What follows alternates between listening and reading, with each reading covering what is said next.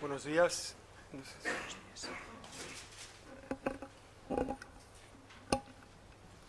Buenos días. No sé.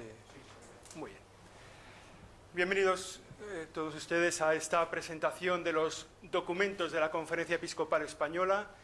Estos dos volúmenes que presenta la BAC, que comprenden los documentos desde el año 2000 hasta el año noviembre de 2015. Saben ustedes que celebramos el 50 aniversario de la Conferencia Episcopal Española y la editorial BAC vio la posibilidad, la necesidad de ir recogiendo, ir completando esa colección de volúmenes de documentos de la Conferencia Episcopal. Para presentarles estos dos volúmenes correspondientes a 2001, 2008 y 2008-2015, está con nosotros en la mesa el presidente de la Conferencia Episcopal Española, Cardenal Ricardo Blázquez, arzobispo de Valladolid, Juan Carlos García Domene, que es el autor, digamos, el autor no de los documentos, que son documentos de la conferencia, sino el autor de esta edición, y que ha trabajado ya en los volúmenes anteriores, en varios de los volúmenes anteriores que recogen estos documentos de la Conferencia Episcopal. Y también el padre Carlos Granados, que es director de la editorial BAC, editorial de la Conferencia Episcopal Española. Ellos nos van a presentar estos textos y luego estarán a su disposición para las preguntas que ustedes consideren oportunas en relación a estos textos, ¿no? Porque la situación actual es muy interesante, muy valiosa, pero de lo que venimos a hablar son de estos textos y, bueno, habrá un pequeño turno de preguntas. Le paso la palabra al padre Carlos Granados, que es el director de la editorial, que nos explica el sentido de esta edición. Buenos días. Presentamos hoy los documentos de la Conferencia Episcopal Española de 1965 a 2016. Presentamos los últimos volúmenes que completan esta edición, coincidiendo con el aniversario de los 50 años de su creación.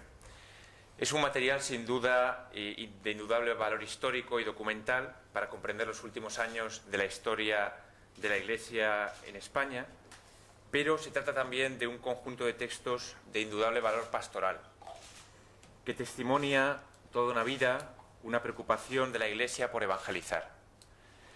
La Conferencia Episcopal Española nació exactamente con la clausura del Concilio Vaticano II, que orientaba los caminos de la Iglesia hacia una nueva época llena de posibilidades, llena también de prometedoras esperanzas, pero no exenta de dificultades y problemas. Los textos que presentamos hoy, que culminan este recorrido de 50 años, pues tienen este valor de documental y al mismo tiempo pastoral.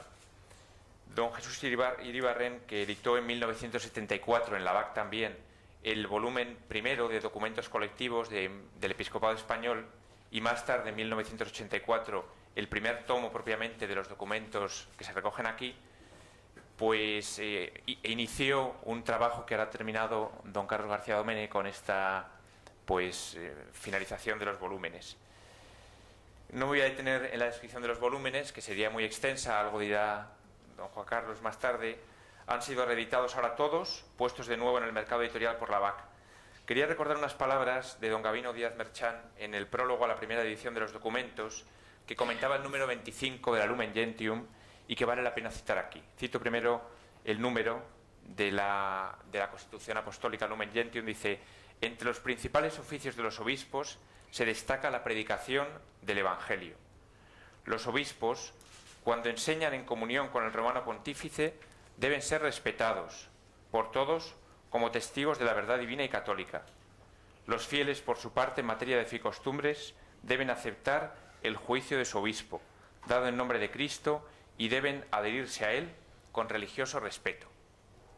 Se entiende así la importancia de estos documentos que recogen el sentir de los obispos.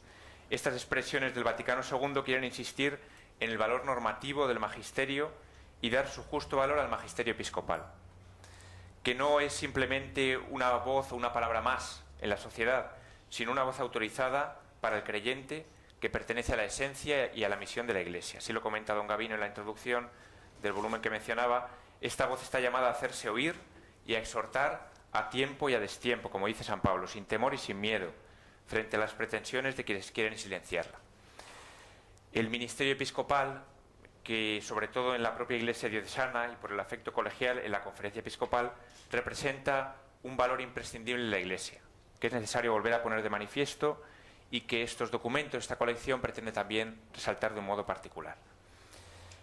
Esta edición ha coincidido en el tiempo, curiosamente, por una coincidencia, una providencia, con la publicación en la BAC de un nuevo volumen de las obras completas de Joseph Ratzinger, el volumen referente al Concilio Vaticano II. La Conferencia Episcopal nació en el Vaticano II, Joseph Ratzinger fue un comentarista de excepción del Vaticano II, coinciden en la BAC, por pura providencia digo, en las dos publicaciones a la vez en el tiempo. Y creo que me pareció interesante traer a colación una de las ideas en la que Ratzinger insiste continuamente. Ratzinger comenta que el colegio episcopal no es una simple unificación organizativa, no tiene un carácter puramente administrativo de gestión de una serie de problemas, como si el obispo fuera un gestor delegado de una cabeza central romana. El Concilio Vaticano II insistió en la sacramentalidad del ministerio episcopal. Clarificó que el oficio episcopal no implica simplemente una organización externa, sino que es una realización sacramental. Creo que esto es importante. El colegio episcopal no es, dice Ratzinger, una creación del Papa, sino que brota de un hecho sacramental y por ello representa un dato previo e irrenunciable de la estructura de la Iglesia que proviene de la naturaleza propia de la Iglesia. Al recordar este carácter sacramental del ministerio episcopal, creo que resituamos en su justo lugar la Conferencia Episcopal, que no es una especie de organismo superior, sino que es la expresión de un afecto colegial que manifiesta un mutuo sentir, una comunión, es un organismo llamado a promover esta comunión episcopal. Bueno, creo que esta curiosa coincidencia editorial en la BAC nos ofrece también ocasión para que la publicación de estos documentos no quede simplemente en un importante logro documental de recopilación, ni en una expresión festiva a los 50 años, sino que sea también un momento para reflexionar sobre aquello que en el Concilio Vaticano II hizo que naciera precisamente nuestra Conferencia Episcopal, es decir, reconocer la sacramentalidad del episcopado, reconocer su legitimación no como un puro oficio de gestor, sino a partir del núcleo sacramental que tiene, basado en una palabra de verdad, basado en la doctrina, en el depósito de la fe, en la evangelización, en la comunión, en el sentido de la fe y en la celebración de los sacramentos. Yo quiero concluir simplemente era una introducción un poco a lo que ha supuesto esta publicación, lo que me parece que tiene de importancia de fondo y esperar que sea bien acogida por los lectores de todo el ámbito español. Muchas gracias. Tiene ahora la palabra Juan Carlos García Domene, que es el autor de la edición de estos dos volúmenes.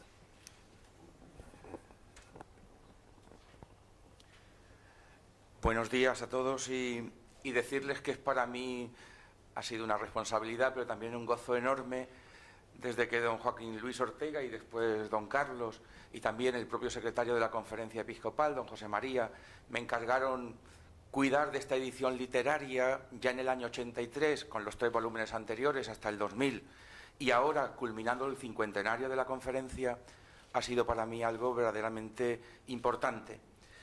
Vale la pena que nosotros les hemos dado un documento que lo tienen con las citas, con los textos, y yo creo que les podrá ayudar.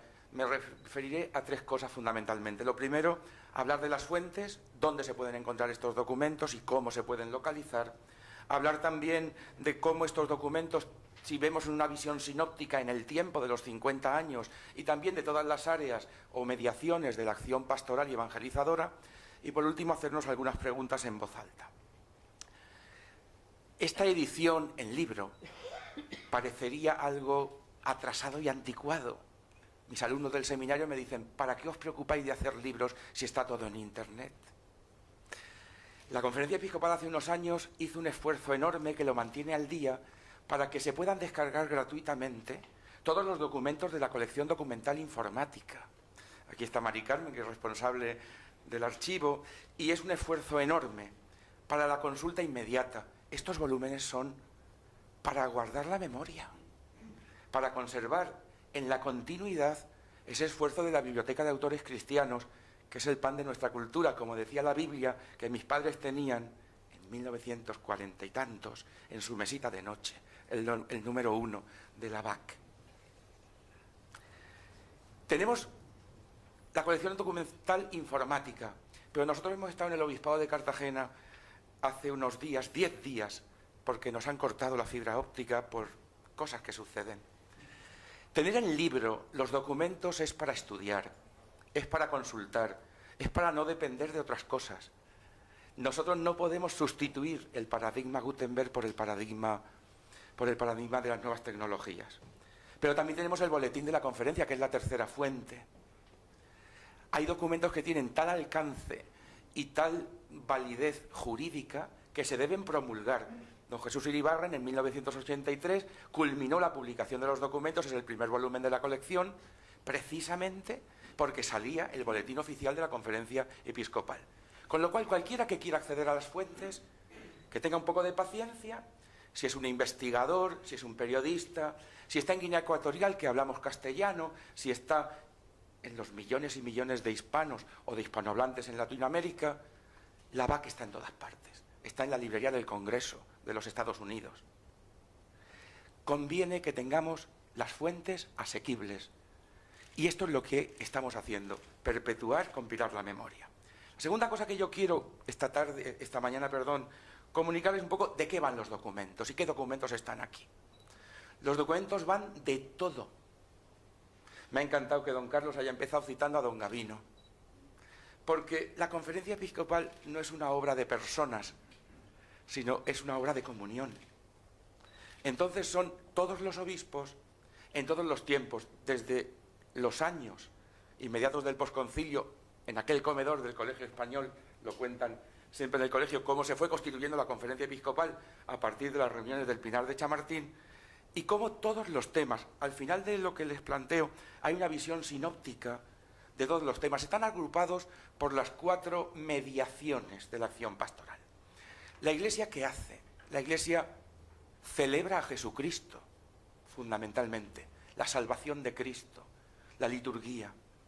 La Conferencia Episcopal, estamos en expectativa del nuevo misal, estamos celebrando ya con los nuevos leccionarios. Es la responsable para el habla española, lo fue junto con el CELAN, están todos los documentos ahí, en los años 60 y 70, de todos los libros litúrgicos en la lengua vernácula.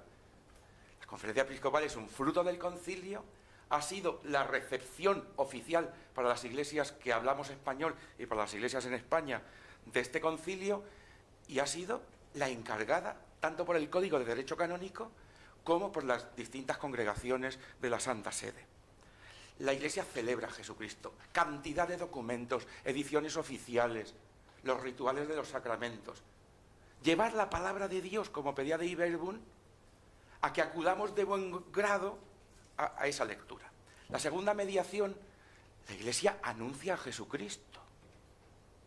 Toda la obra de la evangelización, toda la obra de la catequesis, todos los catecismos que ha publicado la Conferencia Episcopal, aquí está la base documental, los acuerdos de conferencia, los documentos exhortativos, para que el mensaje de Jesucristo llegue a niños, a jóvenes, a adolescentes, a adultos, se acerque a los alejados.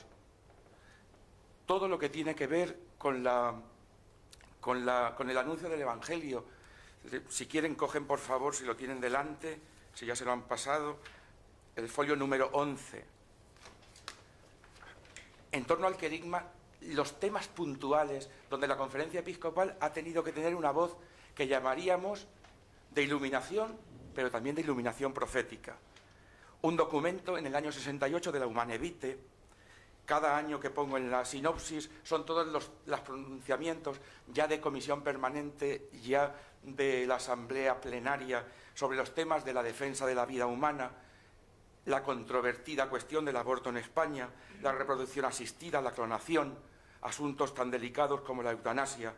Pero es larguísimo cuando tú pones una fecha por cada documento sobre los asuntos de educación y de enseñanza. Son los 2 grandes temas. Cuando la Iglesia tiene que anunciar a Jesucristo, cuando los obispos españoles han tenido que decir una palabra, la educación de la sociedad, la educación de la juventud, de la infancia, y también defender ese derecho a la libertad de enseñanza y a la libertad religiosa, y también el derecho fundamental de la vida. Les decía que está el tema de los catecismos, está también el tema de doctrina de la fe. La Comisión Episcopal de la Doctrina de la Fe ha tenido que, de alguna manera, iluminar posiciones teológicas.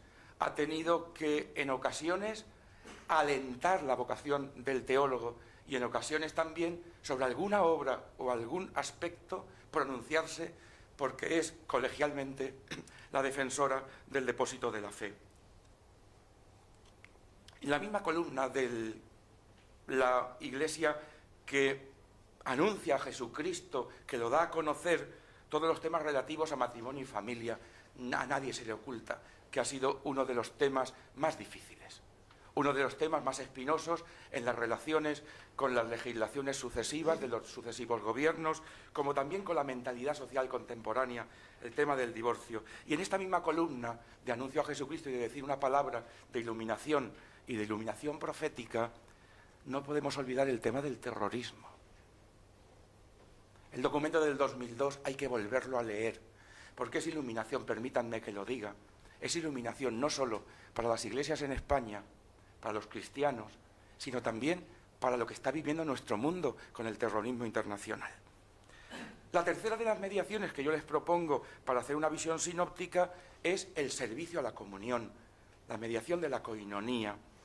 Trabajar por la comunión es el oficio propio del obispo y el obispo exquisitamente delicado que la Conferencia Episcopal ha recibido según el mandato del derecho canónico, pero sobre todo según el espíritu y la letra del Concilio Vaticano II.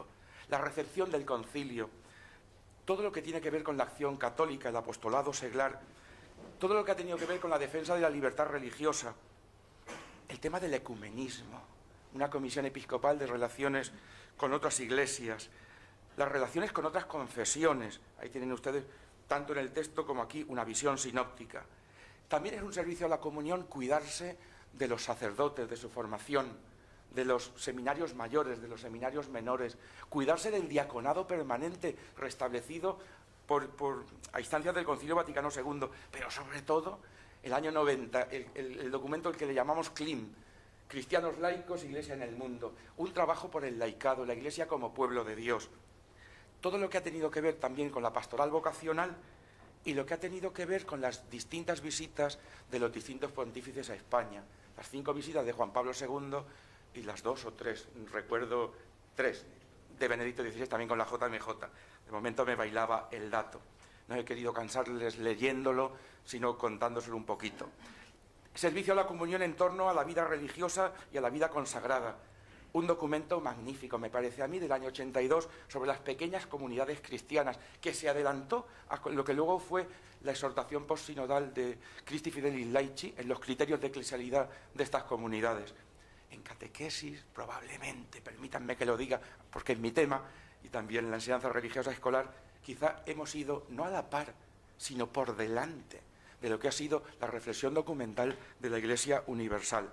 Es un servicio a la comunión, los distintos estatutos y reglamentos, todos estos documentos están en estos 6 volúmenes que tanto de don Jesús Iribarren como editados por un servidor, siempre en la BAC, los tienen a disposición.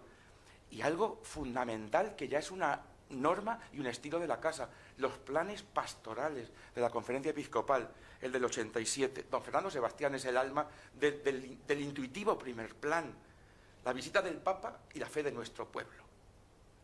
Él contaba que se fue a tomar ideas de los compañeros obispos del CELAM y que vino con la claridad de lo que era una planificación pastoral. Y no es un plan pastoral de la Iglesia española, es solo para los trabajos de la conferencia. Pero tanto el 87, el 90, el 94, el 97, el 2001, el 2006, el 2011 y el muy reciente que se inicia con el 16, que tiene esta estructura de las 4 mediaciones, los tienen ustedes en estos documentos. Y por último, si yo les decía que en algunos temas difíciles ha sido el anuncio de Jesucristo, en esos temas delicados, la 4ª mediación, la de la coinonía, la diaconía, el servicio a la sociedad, el servicio a los pobres, el servicio a la gente, como les gusta decir a algunos ahora, el servicio a la gente, es lo más vistoso, es lo que mejor se nos entiende de esta documentación. Empezamos con un documento del referéndum del año 66, documento sobre el sindicalismo, sobre la defensa de los derechos humanos, varias veces 69, 94 y recientemente en 2015, pronunciamientos de la Asamblea Plenaria sobre la Iglesia y los pobres. La crisis económica, que no solo existe la del 2007, a mí me gusta decírselo así a mis alumnos, La crisis económica en el 81, un gran documento de la Comisión Episcopal de Pastoral Social. En el 84, en el 93, 2 documentos. En el 2004, profético el documento, también hablaba de la corrupción aquel documento. Y el más reciente sobre el 2012. La situación política de las diócesis vascas, que siempre ha sido un asunto delicadísimo. Primero un documento con la objeción de conciencia, después un documento de la insumisión. En reiteradas ocasiones sobre la vida moral de nuestro pueblo, años 71, 72, 83, y sobre la vida espiritual del pueblo cristiano. Claro, ahí también es importante descubrir cómo las grandes reflexiones son sobre temas importantes. Quizá desde un punto de vista mediático nos surgen las cosas, pero el devenir de la Conferencia Episcopal, cuando uno lee los documentos, es el devenir de los asuntos graves, de los asuntos importantes, de los que son decisivos en la felicidad y en la vida de la gente, pero no tanto en las urgencias inmediatas. Aprovecho para recordar que ha habido importantísimos documentos, años 73, 74, 75, sobre la Iglesia y la comunidad política, el compromiso de la Conferencia Episcopal para concursar en la reconciliación nacional y en lo que se dio en llamar la transición democrática. El documento del año 76, polémico, ahora lo vemos, bueno, aquellos no eran polémicas, las polémicas las de ahora, pero el año 76, un documento aceptando y apoyando la reforma política. Y claro, salvo en las últimas elecciones, y cuando digo últimas no pienso solo en las de junio ni en las de diciembre, siempre hemos tenido una nota que ha marcado un magisterio, la iluminación de la conciencia para que en conciencia se vote a partir de unos principios generados por la doctrina social de la Iglesia que se han manifestado. Todo el tema de los acuerdos Iglesia-Estado, tenemos documentación publicada. Y algo que a mí me dice el delegado de Patrimonio Cultural de mi diócesis, dice, nunca dejes de decirlo. La Iglesia tiene un rostro amable y totalmente interesante para dialogar con la cultura, que es el patrimonio cultural. No solamente tenemos las misiones, no solamente tenemos los trabajos de Cáritas, que es lo que la gente más nos reclama y más nos debe pedir. Dice, pero piensa que el trabajo por el patrimonio cultural, cuya Comisión Episcopal lo sigue haciendo, yo creo que de un modo intenso y extenso y además de un modo admirable, vale la pena. Vale la pena recordar que hay ahí un trabajo enorme. Hay documentos sobre minusválidos, documentos sobre ayudas humanitarias en casos de urgencia, en terremotos de Etiopía, de la hambruna, de los refugiados en América Central, recientísimamente el documento de septiembre de los refugiados, un documento del 87 sobre el SIDA, todo lo que tiene que ver con la pastoral de la salud, con la pastoral penitenciaria, con las relaciones norte-sur, justicia y paz. Todo lo que fue un trabajo precioso, les recomendaría yo que parece la noche de los tiempos sobre el 5º centenario de España y América. Fue un trabajo impresionante. Temas como la pastoral obrera, la trata de blancas, la trata de mujeres, todo lo que es la pastoral gitana y todo lo que fue, no quiero dejar de decirlo, el posicionamiento también de la Conferencia Episcopal Española en la guerra de Irak en el año 2003, secundando las posiciones de San Juan Pablo II.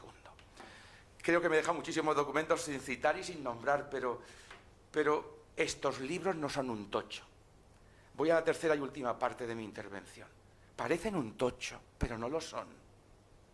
Nosotros necesitamos que la doctrina esté fijada, sea estable, esté debidamente ordenada, pero luego hay que hacer una traducción para que llegue a la sociedad, para que sea mediática. Les leo un párrafo que tengo en la página 10. Dice, podemos reconocer que en los documentos de la Conferencia Episcopal Española se han abordado prácticamente todos los temas relevantes, tanto de la Iglesia ad intra como de la Iglesia ad extra. Este abordaje de esos temas se ha hecho desde una nítida recepción conciliar de la letra y del espíritu del Concilio Vaticano II. Estos documentos siempre han mantenido una clara atención al contexto sociopolítico y cultural. Ya en tiempos de la finalización del régimen surgido en la Guerra Civil, ya en tiempos de transición democrática, ya con los diversos gobiernos de normalización democrática. Y podríamos decir, ya en estos tiempos de no sabemos bien cómo serán definidos dentro de unos años. Estos documentos están en continuidad con las preocupaciones, con las inquietudes de la sociedad europea y de la globalización mundial. Cada vez este país, España, y la Iglesia en España, las iglesias en España, se parecen más a los países y a las sociedades de nuestro entorno, ya sea para bien o para mal. Y les lanzo 3 preguntas, que sería: ¿cómo esta gran documentación ha de llegar a iluminar, a orientar, no solo a la comunidad cristiana, sino a la sociedad española y particularmente a los actores relevantes que tienen poder de decisión sobre el devenir de esta sociedad? ¿Cómo llega, pregunto yo, si llega verdaderamente este ingente trabajo de la conferencia y el mensaje cristiano y sus enseñanzas, cómo llega al pueblo de Dios? ¿Cómo llega a los sacerdotes, a los religiosos, a los movimientos y diferentes realidades eclesiales? Porque a veces parecería que no llega. Tenemos lo más difícil hecho, el qué. Pero ahora nos faltaría ver cómo se comunica ese qué, ese mensaje. ¿Cómo son recibidos? Es la segunda cuestión que les planteo. ¿Cómo son recibidos y cómo calan, en caso de hacerlo, estos mensajes en el conjunto social, en los medios de comunicación, en las fuerzas políticas y sociales, en los intelectuales, en el mundo de la ciencia, de la universidad, de la cultura? Porque no basta tener un gran mensaje. Y como decía San Juan Pablo II, decir el mensaje con pasión y decir cosas que nadie se atreve a decir. No basta tener un gran mensaje. Hay que tener un gran escuchante. ¿Cómo se podría hacer, es la tercera y última pregunta, y con esto concluyo, cómo se podría hacer mucho más fluida y más penetrante la comunicación, la imagen, las tareas y las opiniones de la Conferencia Episcopal en la sociedad española? Son preguntas que yo dejo abiertas. Yo he puesto mi granito de arena como editor literario de esta obra. Creo que nadie puede decir dónde se encuentran, están perdidos. Edición de urgencia, la edición electrónica. Edición de estudio, edición en Galaxia Gutenberg, la edición. Relevancia jurídica, el boletín. Están al alcance, con un clic. Pero ahora, ¿cómo estos documentos cumplen su verdadero cometido, como decía el padre Carlos al principio? ¿Cómo son evangelizadores? ¿Cómo son iluminadores? ¿Cómo son sal y fermento de nuestra sociedad? Muchas gracias. Tiene la palabra ahora el cardenal Ricardo Blázquez, que es presidente de la Conferencia Episcopal, arzobispo de Valladolid. Buenos días a todos y a todas. Yo quiero comenzar agradeciendo a don Juan Carlos, la obra que nos han proporcionado y que esta mañana estamos presentando. Muchas gracias por vuestro trabajo. La Iglesia tiene muchos años de historia, de modo que no solo podemos celebrar años sueltos, no solo decenios, también cincuentenarios, como en este caso, también siglos, como por ejemplo en el caso del nacimiento de Santa Teresa, e incluso milenios, como por ejemplo estamos en estos años, celebrando el comienzo de la evangelización en bastantes pueblos eslavos. Es una larga historia la que tiene. Una historia que forma parte de todos nosotros. Somos también nosotros herederos. En este sentido, yo quería que en la presentación de esta mañana y en las diversas celebraciones que vamos teniendo a propósito de los 50 años de la Conferencia Episcopal, que articuláramos 3 palabras. La palabra memoria, esto es parte de nuestra memoria. La palabra gratitud, a tantos debemos una tarea inmensa que nos ha precedido, y también la palabra esperanza. Cuando celebramos los 50 años de la elección de la Conferencia Episcopal, hacemos memoria junto con ese acontecimiento fundamental que fue el concilio, que ha inducido otras celebraciones semejantes de los 50 años, pero hacemos memoria en nuestro momento presente de cara al futuro. Saludido ya por parte de los dos intervinientes anteriores a don Gavino. Don Gavino ya es el único obispo superviviente que participó en el Concilio Vaticano II.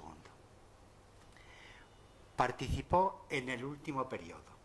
Él había recibido la ordenación episcopal como obispo de Guadix en agosto del año 1965 y ya en el otoño pudo participar en aquella celebración que es el último.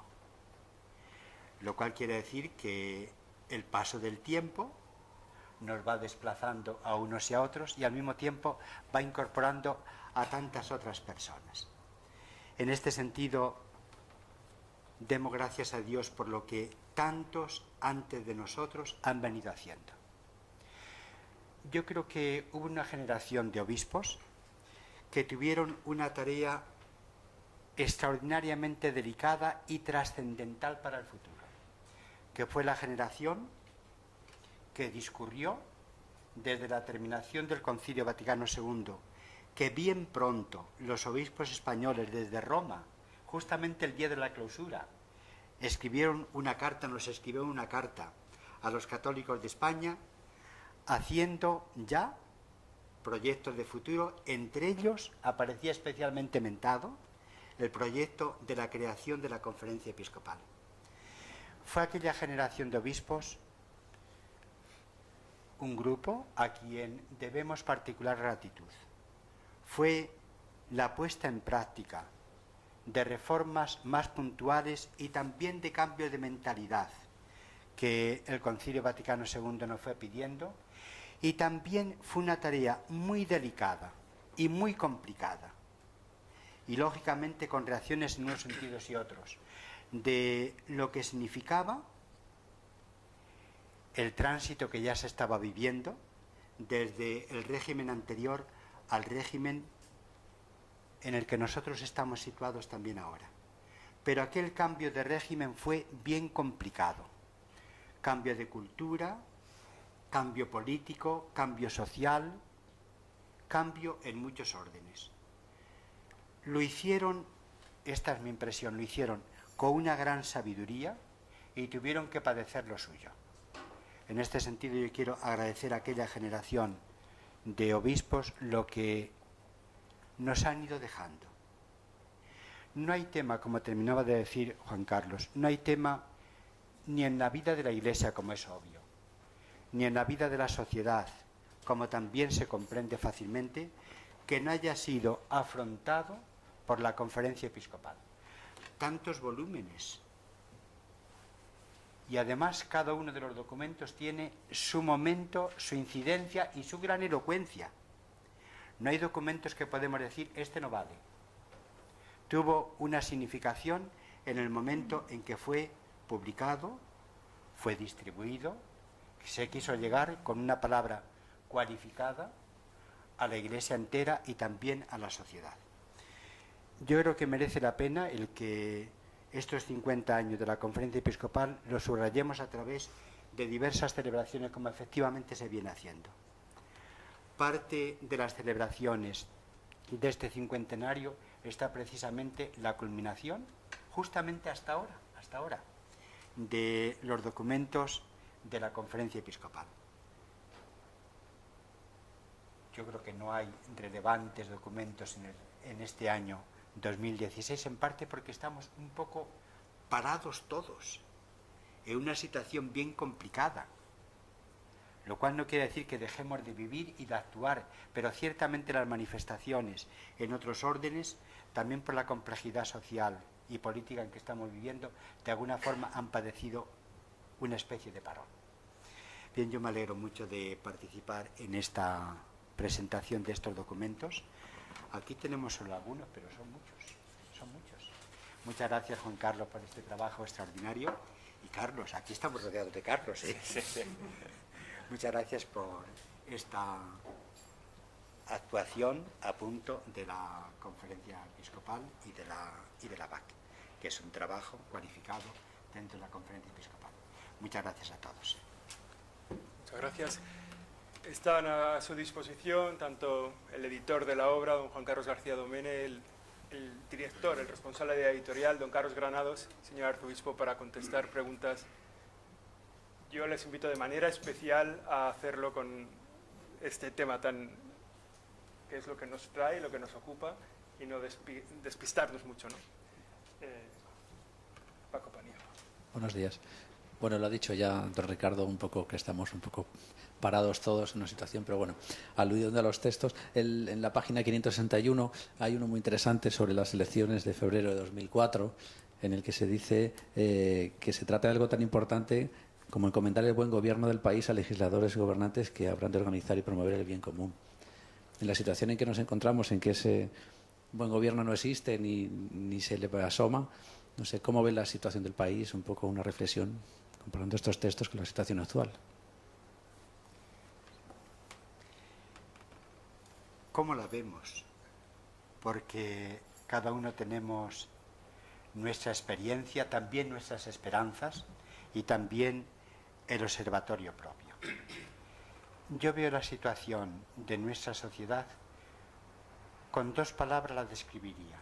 Por una parte, con inquietud, y por otra parte, con esperanza. Los motivos de inquietud están a la vista y los motivos de esperanza quiero también especialmente sugerir lo siguiente. Yo estoy convencido de que se impondrá por encima de todos los obstáculos y dificultades, se impondrá el servicio al bien general de nuestra sociedad y también el servicio que cada grupo social, cada persona, cada agrupación de orden cultural o político tiene, de buscar y de afianzarnos con una bonomía profunda en lo que a todos nos importa. Por encima de todo se impondrá el bien común y el servicio de cada uno y de cada agrupación al bien común. Yo confío. En este sentido, uno tiene inquietudes, pero también tengo esperanzas. Nos viene bien a todos el cultivar la esperanza y nos viene bien a todos escucharnos recíprocamente y ver de qué forma proceder en aras de lo que a todos nos concierne tan hondamente. Yo por ahí lo vería. Inquietud y esperanza. ¿Alguna cuestión más? Sí, hola, buenos días. Don Ricardo, quería... No recuerdo ahora mismo cuántos años lleva usted de obispo participando en... Yo llevo 28 años. 28 años, con lo cual... Ya pronto van a ser 29, porque como la vida no se para... ¿Cuál podría ser, son dos preguntas, cuál podría ser el documento que o bien más dificultades les ha supuesto aprobar, o el documento más polémico entre ustedes, y también el documento más del que se puedan sentir más orgullosos, si es que hay alguno, ya tocando en su... Hay muchos. Ya, pero hágame si puede el esfuerzo. Y después, claro, en esos 50 años han pasado unos cuantos papas que también definen, como usted bien ha dicho, el modo de ser, el modo de también de interrelacionarse los obispos. Eso se nota a la hora de hacer estos documentos, y en el caso del Papa Francisco se están notando diferencias a la hora de que los obispos planteen documentos, estilo de documentos, temas de documentos, modo de expresarse y de discutirlos, en el caso del Papa Francisco con respecto de pontificados anteriores. Gracias. A mí como documento me gusta y continúa gustando el documento La verdad os hará libres. Ahí me parece que fue un documento que hizo una introspección profunda en lo que ocurría en la sociedad, en la Iglesia, y también propuso líneas de actuación, yo creo que muy correspondientes con los análisis y también con las perspectivas de futuro. Es evidente la historia a todos y a cada uno, también a la Iglesia, también al obispo de Roma y pastor de la Iglesia Universal, la Iglesia va lógicamente caminando con la humanidad. Entonces, en cada momento, teniendo como herencia el mismo Evangelio, queremos hacerlo eficaz y anunciarlo en cada situación histórica. Por lo que se refiere a los papas, evidentemente cada papa accede al ministerio que el Señor, a través de las mediaciones concretas, le confía, y con su historia concreta, con su trayectoria concreta. Entonces, es el mismo ministerio, en situaciones históricas a veces bastante diferentes, y cumplido por personas que tienen también una trayectoria vital diferente. Pero es el mismo ministerio. Y a veces es bueno el que haya una complementariedad en la forma de ser una persona, de las procedencias de una persona, también de la formación de una persona para estos servicios. Hay una historia, y la historia no es simplemente unas anécdotas, vamos viviendo profundamente en cada día lo que hemos recibido y también lo que queremos transmitir. Tenemos ahí dos preguntas. José primero, vale. Luego Enrique. Hola, buenos días. Don Ricardo, por favor, a la vista de la situación política que se ha comentado hace un instante, usted, según el corpus que se ha presentado ahora de documentos magisteriales, ¿cuál de ellos le recomendaría a nuestros políticos para que al menos le echasen un vistazo? ¿Y qué enseñanzas cree que de ese documento son todavía hoy necesarias y pertinentes? Gracias. Sí, muchos. Hay documentos que tienen una actualidad vivísima y otros documentos que reflejan más, seguramente, situaciones del momento. Yo, en relación con esto y además conectando con alguna otra alusión que se ha hecho, diría lo siguiente. Como conferencia episcopal, ya el año pasado, recordáis, ya lo teníamos marcado por el calendario, que iba a ser un año con muchas convocatorias electorales. Concretamente tuvieron la convocatoria para las elecciones en Andalucía, las elecciones después locales y autonómicas en otros lugares y las elecciones generales. Nosotros preferimos, en lugar de ir ofreciendo a los miembros de la Iglesia y a los que quieran escucharnos unas reflexiones para cada una de las elecciones, nosotros preferimos remitir al documento la Iglesia al servicio de los pobres o el servicio de los pobres. Ese es, digamos, el programa, la reflexión, la oferta que queríamos hacer como conferencia episcopal para la sociedad en un momento y en un año en que íbamos a ser convocados muchas veces electoralmente. Este año ya vemos lo que viene ocurriendo. Ya se podía comprender por sondeos antes de la celebración de las elecciones del 20 de diciembre, ya se podía comprender que el mapa resultante iba a ser bastante distinto. Un mapa que precisamente por esos aspectos inéditos en relación con las situaciones anteriores requería un diálogo muy intenso, una escucha recíproca, una voluntad de concertación, acuerdos. Esta es nuestra situación. Remito a lo que dije antes. Nos produce inquietud y yo tengo esperanza de que por encima de todo prevalezca el servicio al bien común en todos. El micrófono aquí delante. Sí, quería preguntar, nos ha hablado de que estamos en esas celebraciones de los 50 años de la conferencia episcopal.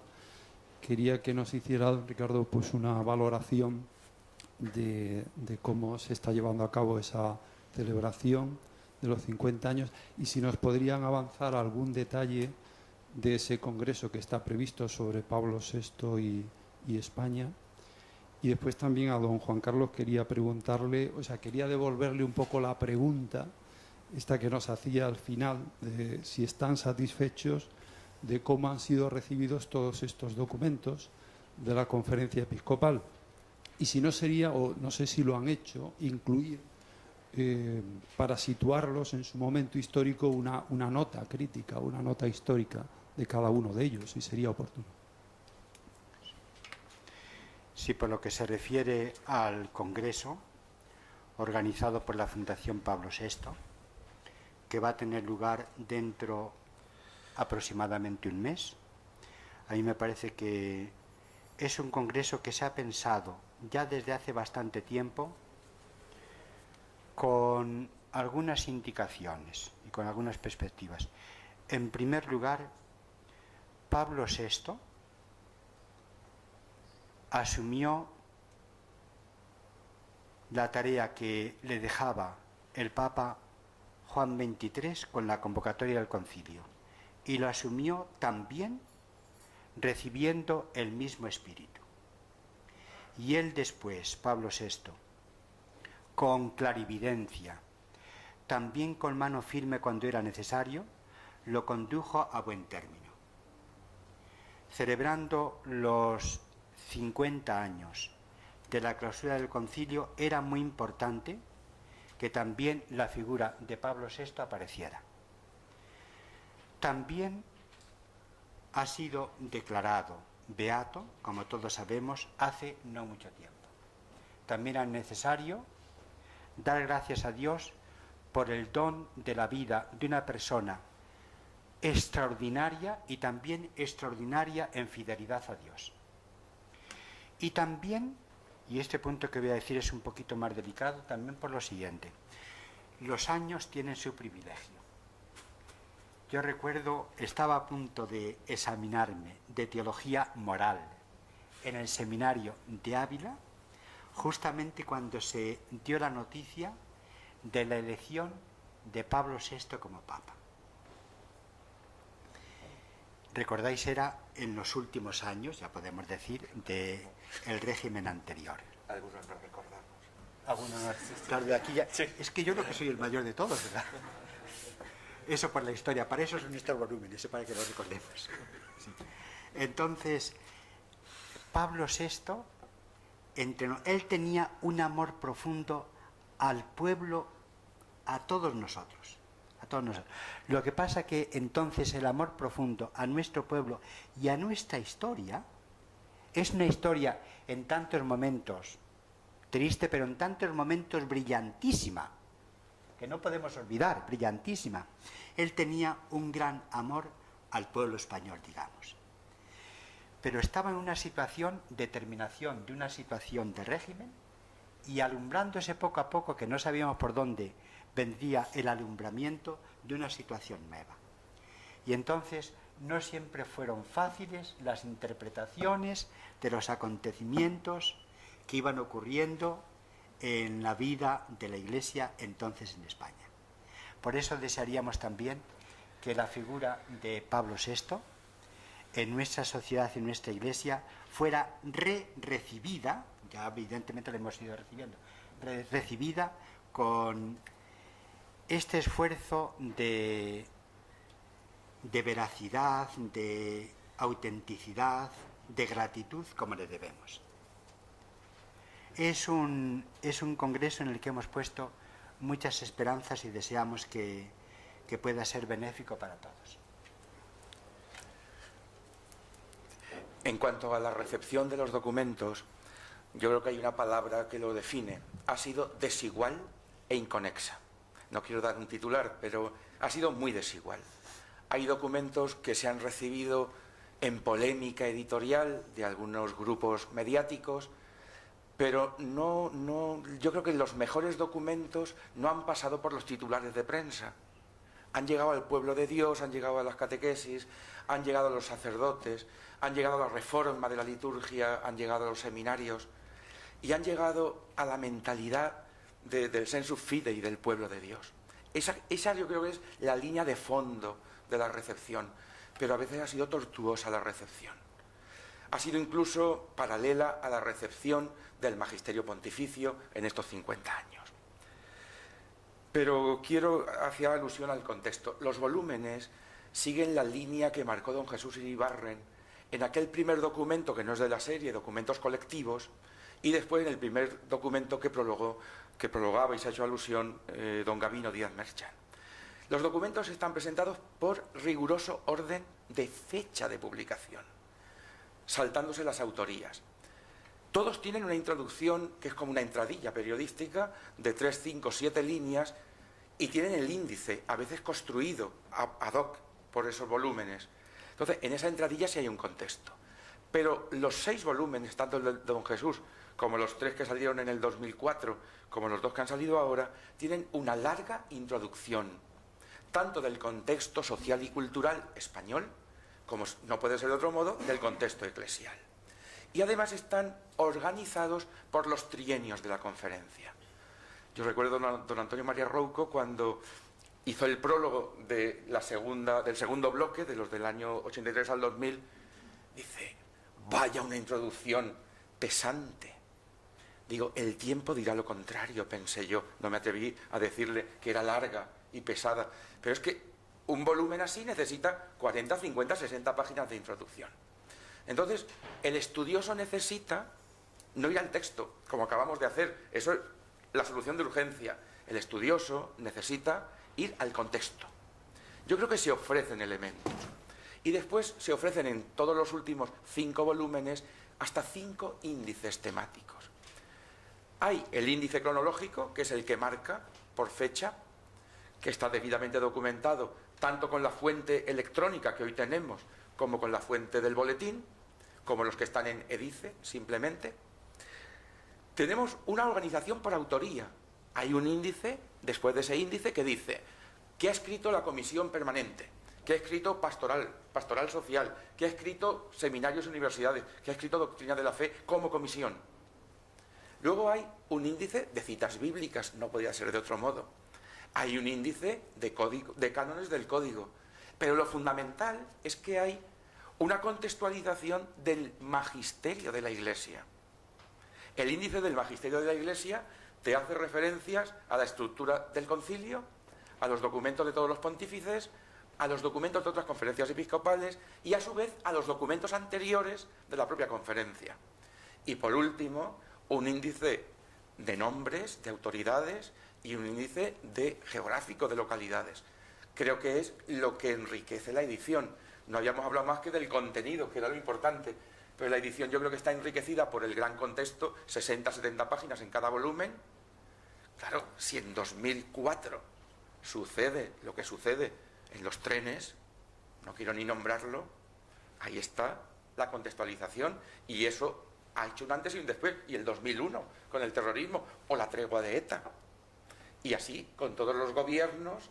Entonces, los periodos de los distintos trienios, los periodos de las distintas presidencias, que no están los discursos de los presidentes porque no son magisterio, son intervención personal.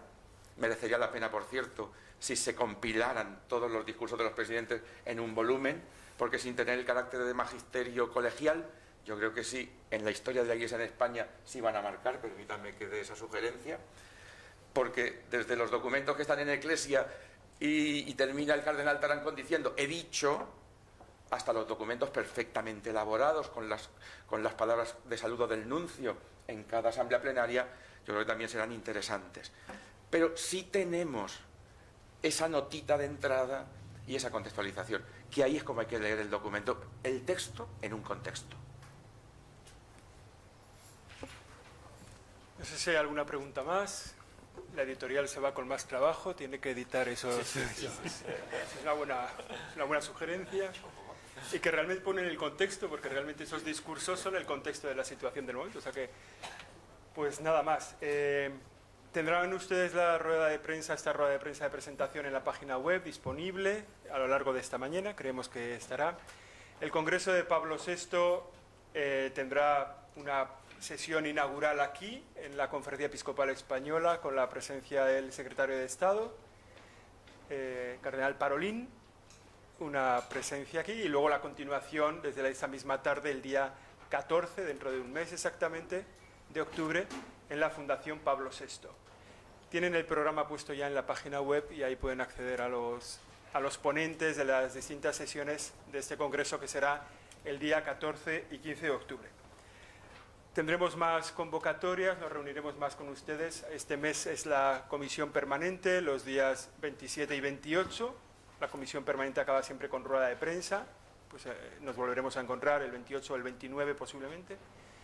Y luego está también la cita que ha salido de la presentación del misal romano, que habrá que buscar la fecha, que posiblemente será en los primeros días de octubre, pero también les convocaremos oportunamente para eso. Nada más, agradecerles su presencia en esta primera convocatoria del año, del curso, mejor dicho, y nos seguimos viendo cuando ustedes lo quieran. Buenos días.